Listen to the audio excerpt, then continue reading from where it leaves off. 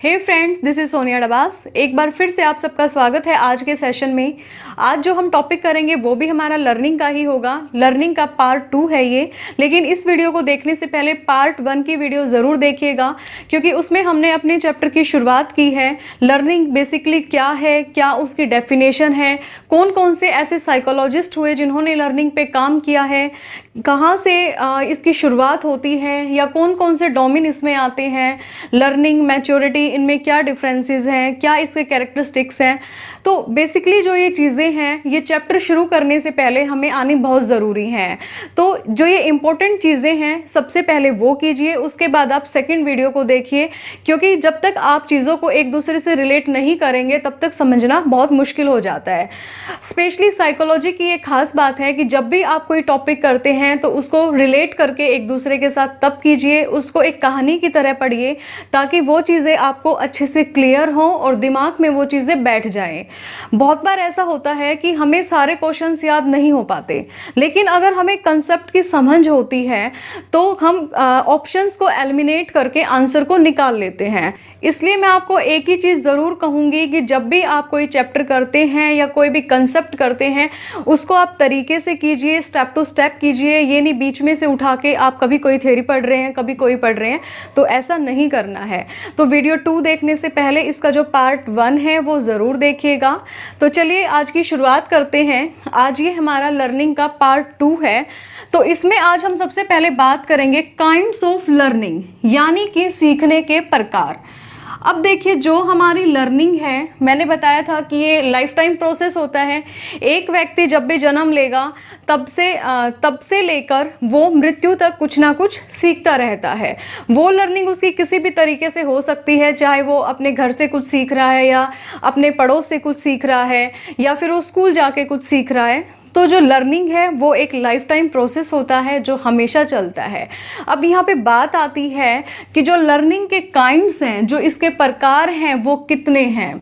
तो basically learning के हमारे 4 काइंड्स होते हैं, 4 प्रकार होते हैं। अब देखिए, जो हमारा पहला काइंड है वो है रिसेप्शन लर्निंग, यानी कि अधिग्रहण सीखना। एक सिंपल सी स्टेटमेंट है, शिक्षण सामग्री शिक्षार्थी को बोल कर व लिख कर दी जाती है। यानी एक बच्चे को जब भी कोई कंसेप्ट समझाया जाएगा, किसी भी विषय के बारे में उसको बताया जाएगा, या तो उसको बोलकर समझाया जाएगा या फिर उसको लिख कर समझाया जाएगा। यानी रिसेप्शन लर्निंग में हम एक बच्चे को किसी भी कंटेंट की नॉलेज लिखकर भी दे सकते हैं या फिर बोलकर भी उसको समझा सकते हैं। अगले जो इसमें काइंड आता है वो है डिस्कवरी लर्निंग, यानी कि अन्वेषण सीखना। यहाँ पे होता है शिक्षार्थी को दी गई सामग्री में से नए संप्रत्यय या विचार को खोज कर सीखना होता है। देखिए, जब हमने मेथड्स किए थे तो हमने डिस्कवरी मेथड के बारे में पढ़ा था। डिस्कवरी मेथड में क्या आता है, अन्वेषण करके सीखना, यानी कि खोज करके सीखना। तो वही चीज़ यहाँ पर सेम इम्प्लीमेंट होती है। जब बच्चे को कोई भी चीज़ सिखाई जाती है, उसको नए कंसेप्ट दिए जाते हैं, तो उसको इस तरीके के क्वेश्चन दिए जाएंगे कि बच्चा खुद उस चीज़ की डिस्कवरी करके उसको सीखे। एग्जाम्पल के लिए हम इस विधि में बच्चे को रिक्त स्थान के रूप में क्वेश्चन दे सकते हैं। जैसे हमने बच्चे से क्वेश्चन पुट किया कि ताजमहल डैश में स्थित है। अब हमने आधा क्वेश्चन उसको समझा दिया कि ताजमहल डैश में स्थित है। अब यहाँ पे बीच में हमने एक ब्लैंक डाल दिया कि ताजमहल कहाँ पर स्थित है। तो बच्चा उस चीज़ को खोजेगा, पता लगाएगा कि ताजमहल कहाँ पर स्थित है, आगरा में स्थित है। तो जो इस तरीके की चीज़ें आती हैं, जैसे रिक्त स्थान है, तो वो हमारी कहाँ पे आएगी, डिस्कवरी लर्निंग में, यानी कि अन्वेषण सीखना में। बच्चा यहाँ पर खुद चीज़ों को खोज कर सीखेगा। अगली चीज़ आती है मीनिंगफुल लर्निंग, यानी कि अर्थपूर्ण सीखना। देखिए, सीखी जाने वाली सामग्री को समझकर अथवा पूर्व ज्ञान से संबंध जोड़कर सीखना। अब यहाँ पे जो बच्चा है, जब वो किसी भी कंसेप्ट को समझेगा तो उसमें बच्चे का पूर्व ज्ञान साथ में लगाया जाता है। बच्चे के अंदर एक समझ डेवलप की जाती है। बच्चे को जो भी कंसेप्ट सिखाया जाएगा वो उसको रट कर नहीं सिखाया जाएगा। यहाँ पे बच्चे की समझ को डेवलप किया जाएगा और उसको प्रॉपर तरीके से एक्सप्लेन किया जाएगा, और साथ में पूर्व ज्ञान से उसको जोड़ा जाएगा। जैसे कि बच्चे को पहले कभी सिखाया है कि जो ताजमहल है वो आगरा में स्थित है, लेकिन अब जब बच्चे को हम मीनिंगफुल लर्निंग करवाएंगे तो यहाँ पे बच्चे को बताया जाएगा कि जो ताजमहल है वो आगरा में क्यों स्थित है, किसने उसको बनवाया था, किसकी याद में बनवाया था, कितनी उसकी ऊंचाई है, किस पत्थर से उसको बनवाया गया है। तो ये बहुत सारी चीज़ें हैं जो बच्चे के दिमाग में एक कंसेप्ट डेवलप किया जाएगा, बच्चे के माइंड में एक समझ डेवलप करी जाएगी और उसके पिछले ज्ञान से जोड़कर उस चीज़ को पढ़ाया जाएगा। तो वो चीज़ हमारी आ जाती है मीनिंगफुल लर्निंग में। अब अगला जो काइंड है वो है हमारा रोट लर्निंग, यानी कि रट कर सीखना। सिंपल सी चीज़ है कि कोई भी चीज़ जब बच्चे को रट कर सिखाई जाती है तो वो रोट लर्निंग में आ जाती है। जैसे हमारे टेबल होते हैं यानी पहाड़े होते हैं बच्चे को, तो वहाँ पे कौन सी लर्निंग यूज़ होती है? रोट लर्निंग यूज़ होती है। तो जो चीज़ें बच्चे को रट कर सिखाई जाती है वो हमारी रोट लर्निंग का काइंड है। तो ये हमारे 4 इसके काइंड हुए, बहुत इजी हैं। Reception learning, discovery learning, meaningful learning और रोट लर्निंग। तो ये आपके DSSB के लिए भी इंपॉर्टेंट है, KVS के लिए, CTET के लिए, HTET के लिए, सभी चीज़ों में ये काफ़ी इंपॉर्टेंस रखते हैं। अब जो अगली चीज़ आती है वो है फॉर्म्स ऑफ लर्निंग, यानी कि अधिगम का स्वरूप। तो जो हमारी लर्निंग होगी उसका स्वरूप कैसा होगा? तो देखिए, जो हमारी लर्निंग होगी उसका स्वरूप, उसकी जो फॉर्म है वो 2 तरीके से होती है। सबसे पहली चीज़ आती है फॉर्मल लर्निंग और दूसरी आती है इनफॉर्मल लर्निंग। ठीक है, 2 चीज़ें हुई, फॉर्मल लर्निंग और इनफॉर्मल लर्निंग। फॉर्मल लर्निंग को हिंदी में कहते हैं औपचारिक अधिगम और इनफॉर्मल को कहते हैं अनौपचारिक अधिगम। बेसिक से नाम है, सबने सुने होंगे और शायद आप लोगों को पता भी होगा, लेकिन ये चीज़ ध्यान रखनी है कि फॉर्मल लर्निंग में कौन सा सीखना आता है और इनफॉर्मल में कौन सा सीखना आता है। तो देखिए, जो हमारा औपचारिक अधिगम होता है, औपचारिक अधिगम आप एक तरीके से कह सकते हो कि बच्चे की एजुकेशन से रिलेटेड होता है, उसकी जो क्वालिफिकेशंस होती हैं उससे रिलेटेड होता है।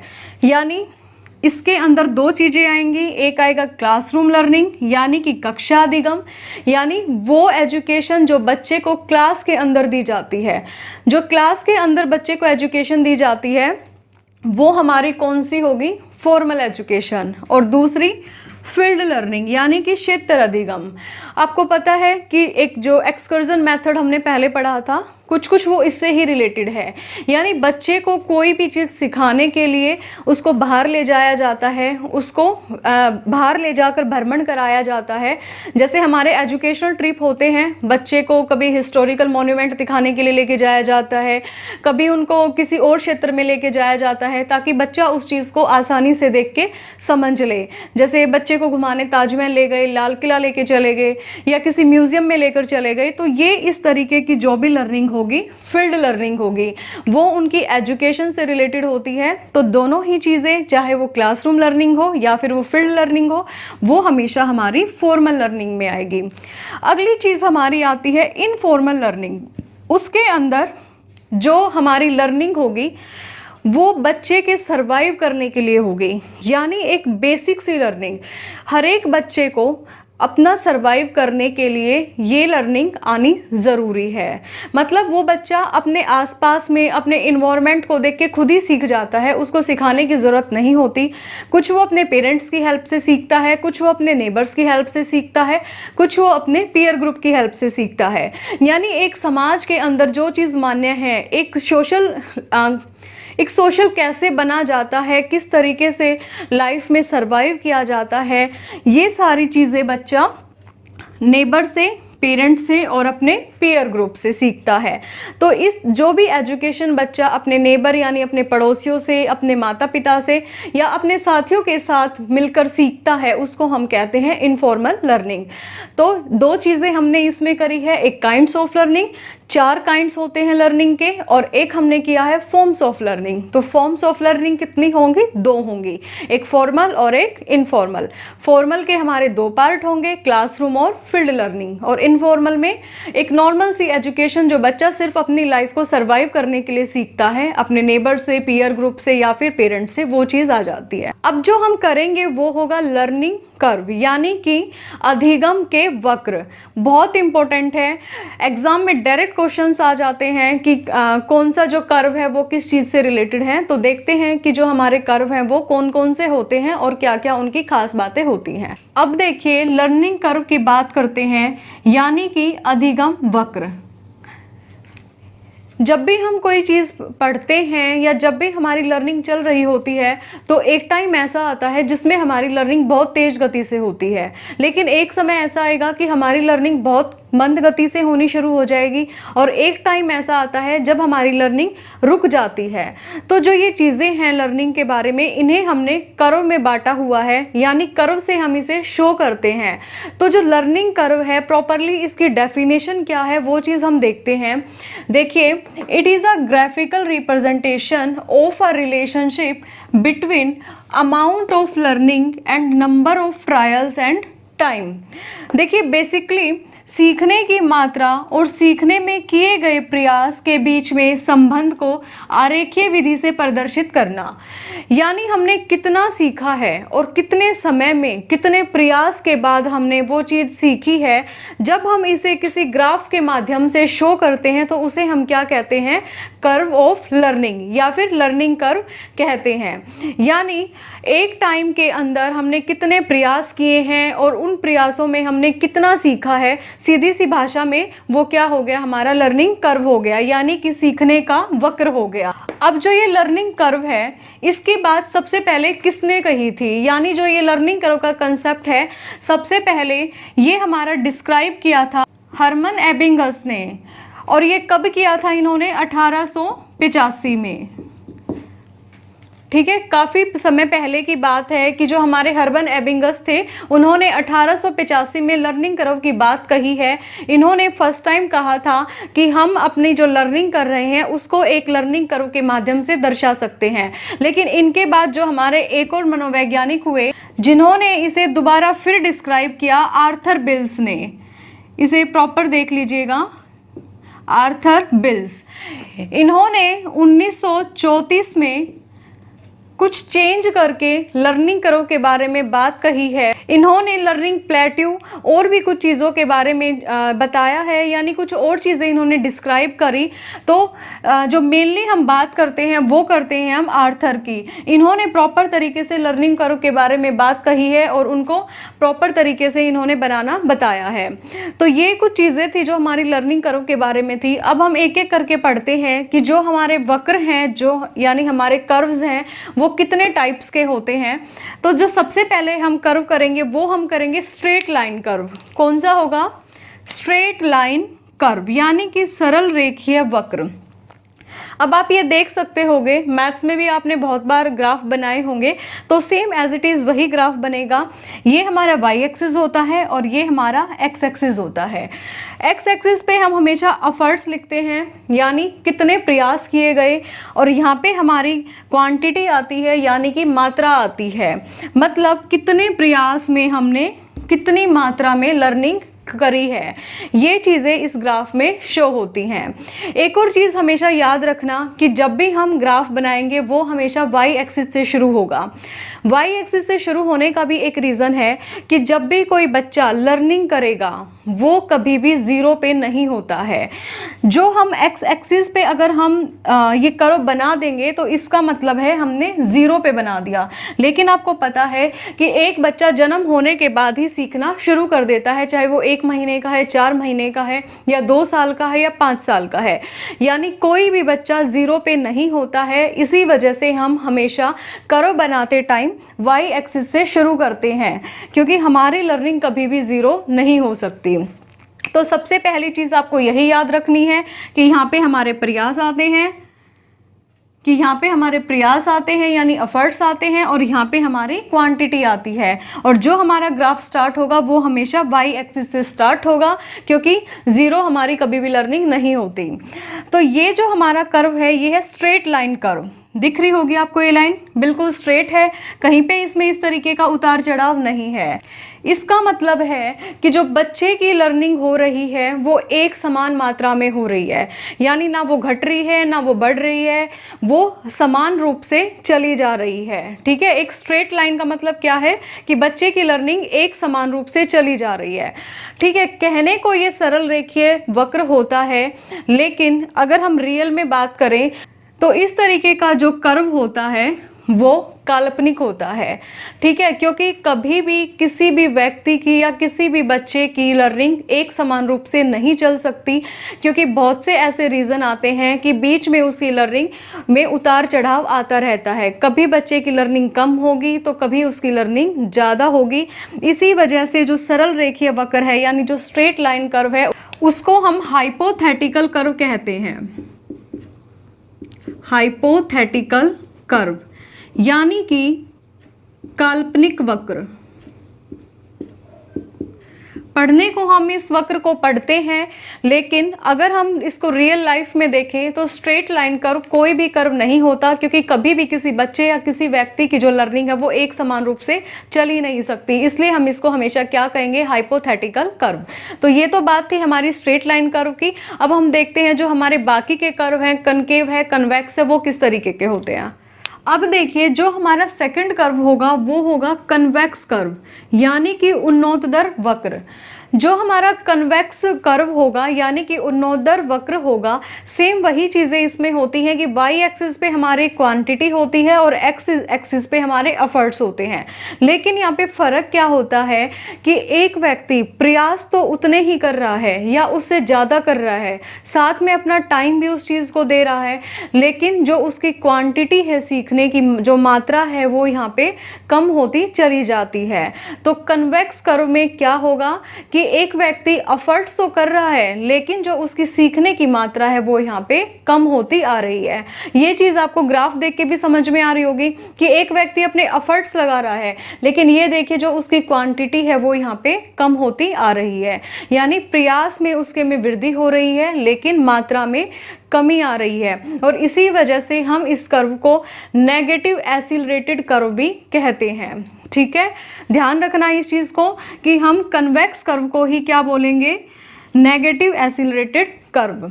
अब जो अगला हमारा कर्व है वो है कनकेव कर्व, यानी कि नतोदर वक्र। सेम वही चीज़, वाई एक्सिस पे क्वांटिटी और इस पे हमारे एक्स पे एफर्ट्स होते ही हैं। लेकिन कनकेव कर्व में क्या होता है कि एक व्यक्ति प्रयास कम लगा रहा है और सीख ज़्यादा रहा है। ठीक है, यानी एफर्ट्स के मुकाबले उसकी जो लर्निंग होगी वो ज़्यादा होगी। ये चीज़ आप यहाँ पे देख सकते हैं कि ये देखिए कर्व इसका किस तरीके से ऊपर की तरफ जा रहा है, यानी उसकी सीखने की मात्रा में यहाँ पे वृद्धि होती जा रही है दिन प्रतिदिन। अब वो किसी भी वजह से हो सकती है कि एक व्यक्ति को अच्छा मोटिवेशन मिल रहा है, अच्छे इंसेंटिव मिल रहे हैं, या फिर उसकी सीखने में रुचि है, उसका इंटरेस्ट अच्छा है। तो ये कुछ रीज़न हो सकते हैं जिसकी वजह से उसकी लर्निंग के अंदर अच्छी वृद्धि हो रही हो। जबकि कन्वेक्स के अंदर इसके अपोजिट है कि हो सकता है कि एक व्यक्ति का इंटरेस्ट ना रहा हो, या फिर बीमारी की वजह से, थकान की वजह से, या फिर मोटिवेशन की कमी की वजह से, या उसको इंसेंटिव नहीं मिल रहे हो, तो इन वजह से एक व्यक्ति के सीखने में गति मंद हो सकती है, यानी जो उसकी क्वांटिटी होगी वो कम हो सकती है। तो कुछ कारण होते हैं जिनकी वजह से एक व्यक्ति अच्छे तरीके से सीख भी सकता है और उसके सीखने में कमी भी आ सकती है। तो ये तो चीज़ थी हमारी कन्वेक्स कर्व और कनकेव कर्व की। अब जो अगला कर्व होगा वो होगा हमारा मिक्स्ड कर्व, यानी कि मिश्रित वक्र। जो मिश्रित वक्र है वो हमारे कन्वेक्स और कनकेव इन दोनों का मिश्रण होता है। ठीक है, जो हमारा मिक्स्ड कर्व होगा वो कन्वेक्स और कनकेव, इसके अंदर दोनों ही हमारे कर्व आते हैं, और जो ये कर्व हमारा बनेगा ये हमेशा बनता है एस शेप में। ठीक है, और इसी वजह से हम इसे एस शेप्ड कर्व भी कहते हैं। एस शेप वक्र भी इसको बोला जाता है। अब आप देख सकते हैं कि इसके अंदर यहाँ पे एक व्यक्ति की सीखने की गति बढ़ती जा रही है, लेकिन एक टाइम के बाद उसकी सीखने की गति यहाँ पर कम भी होती आ रही है, यानी उसकी गति बढ़ भी रही है एक ही ग्राफ के अंदर और कम भी हो रही है। तो इसी वजह से इसे हम कनकेव और कन्वेक्स ग्राफ भी कहते हैं, यानी कि मिक्स्ड कर्व, मिश्रित कर्व भी कहते हैं।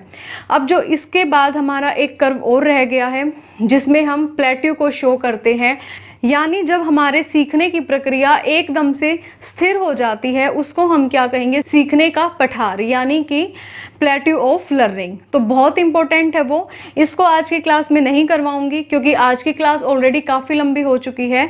तो जो कल क्लास होगी उसमें हम करेंगे प्लेट्यू ऑफ लर्निंग यानी कि सीखने का पठार, साथ में वो फैक्टर्स जिसकी वजह से प्लेट्यू बनता है, और साथ में वो चीज़ें भी जिनकी वजह से कनकेव और जो कन्वेक्स हमारा कर्व होता है वो बनता है। तो आगे की जो हमारी क्लास होगी उस पर हम फोकस करेंगे, जो प्लेट्यू ऑफ लर्निंग है उस पर किस तरीके से जो प्लेट्यू हमारा बनता है उसको हम ठीक कर सकते हैं। तो चलिए नेक्स्ट क्लास में मिलते हैं। अगर आज की वीडियो आपको पसंद आई है तो चैनल को सब्सक्राइब ज़रूर कर दीजिए, वीडियो को लाइक कीजिए, साथ ही वीडियो को शेयर भी कीजिए। Thank you, have a nice day.